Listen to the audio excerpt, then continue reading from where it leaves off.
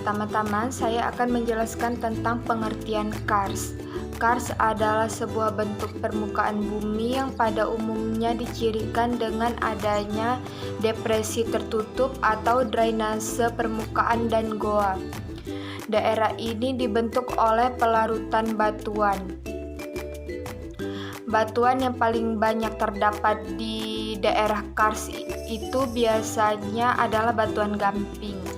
Selanjutnya saya akan menjelaskan tentang proses terbentuknya kars. Kars terbentuk akibat proses pelarutan batuan yang terjadi pada daerah perbatuan karbonat yang terletak pada daerah tropis basah dengan topografi tinggi dan vegetasi yang tertutup rapat.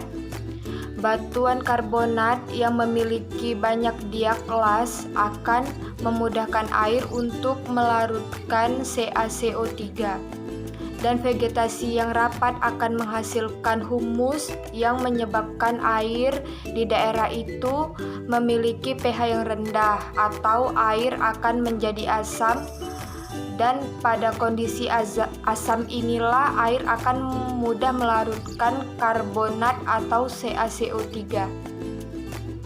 Selanjutnya saya akan menjelaskan tentang ciri-ciri lahan kars. Yang pertama itu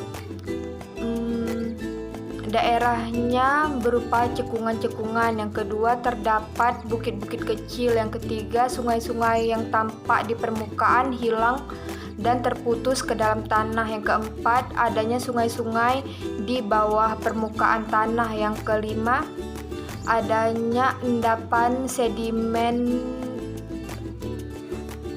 lempung berwarna merah hasil dari pelapukan batu gamping. Dan yang terakhir ada permukaan yang terbuka, nampak kasar, berlubang-lubang dan kecil. Selanjutnya saya akan menjelaskan tentang bentuk-bentuk dari lahan kars. Nah, bentuk lahan kars ini dibagi menjadi dua. Yang pertama itu ada bentuk lahan negatif. Contohnya itu adalah doline. Doline merupakan bentuk lahan yang paling banyak dijumpai di kawasan kars. Nah, klasifikasi terbentuknya doline ini akibat adanya proses pelapukan yang terkonsentrasi. Yang kedua itu ada ufala.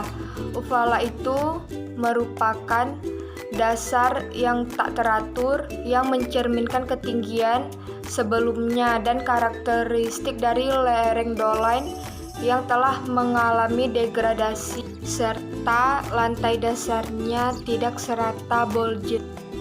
Yang ketiga itu ada bolge.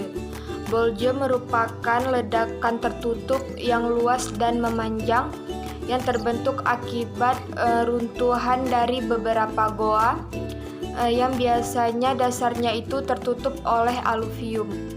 Nah, yang kedua itu ada bentuk lahan positif. Nah, contohnya itu ada stalaktit. Stalaktit itu adalah bentukan meruncing yang menghadap ke bawah yang menempel pada langit-langit goa yang terbentuk akibat akumulasi batuan karbonat yang larut akibat adanya banjir. Yang kedua itu ada stalagmit. Nah, stalagmit ini hampir mirip dengan stalaktit, namun berada di bawah lantai dasar goa yang menghadap ke atas. Yang ketiga itu ada growth. Growth merupakan kumpulan kalsit yang terbentuk di aliran air atau kemiringan tanah. Aliran ini banyak mengandung karbon dioksida atau CO2.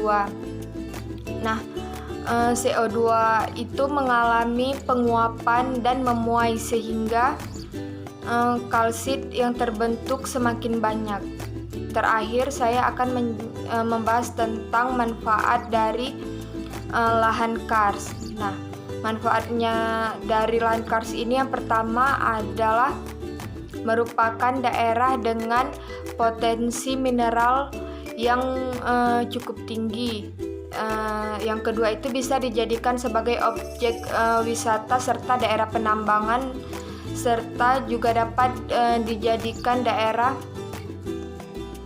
potensi air, serta terdapat banyak benda-benda arkeolog